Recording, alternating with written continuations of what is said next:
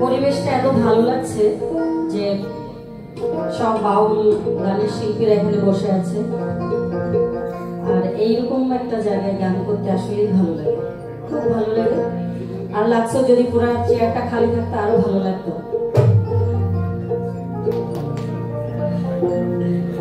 সবাই আমাদের প্রাণের ভাই, আমাদের সন্তানরা, সবাইকে জয়গুরু। আমি লালনের গানই গাই নাকি?